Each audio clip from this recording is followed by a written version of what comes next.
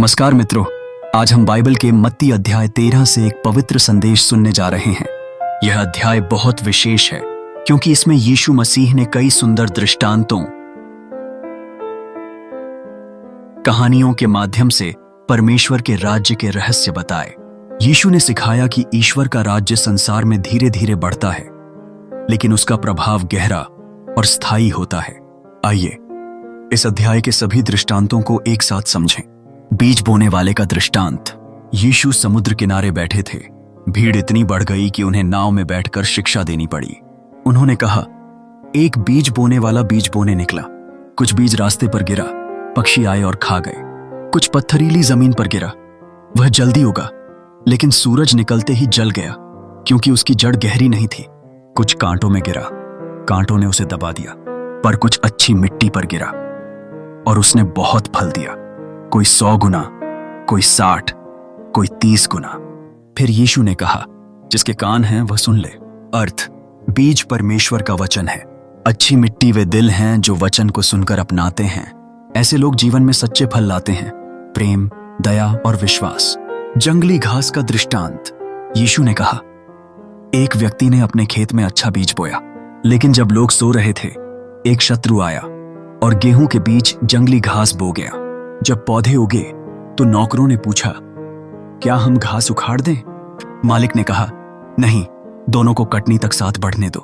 कटनी के समय मैं कहूंगा, पहले घास इकट्ठी कर जलाओ और गेहूं को भंडार में रखो।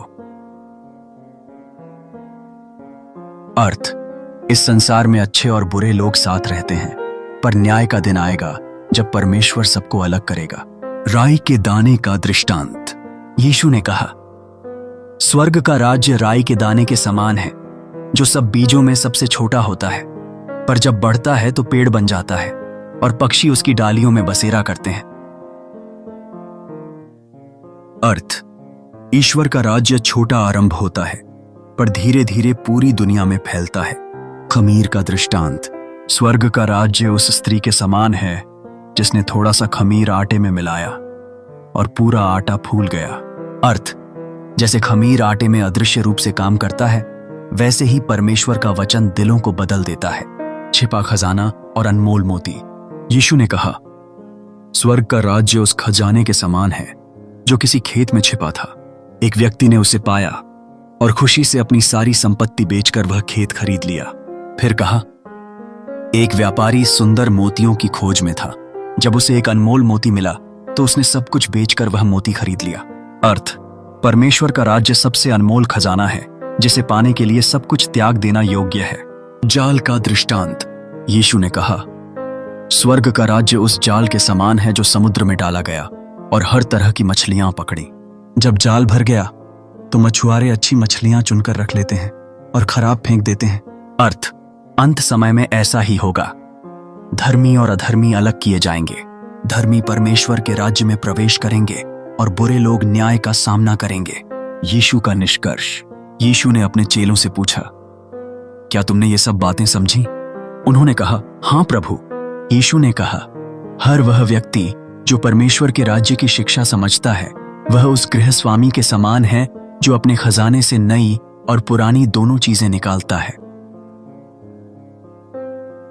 इस अध्याय का अंत हमें याद दिलाता है कि परमेश्वर का राज्य बाहरी शक्ति से नहीं, बल्कि भीतर के परिवर्तन से आता है। अंतिम संदेश। मत्ती अध्याय 13 हमें सिखाता है कि हर इंसान के भीतर एक अच्छी मिट्टी है। अगर हम अपने दिल को सच्चा, विनम्र और खुला रखें, तो परमेश्वर का वचन हमारे भीतर बढ़ेगा और हमें एक फलदायी जीवन देगा। यीशु ने हमें दिखाया कि सच्चा विश्वास छोटा बीज है, पर जब हम उसे प्रेम से सींचते हैं तो वह एक विशाल वृक्ष बन जाता है जो दूसरों को छाया और शांति देता है। तो आइए आज हम प्रार्थना करें।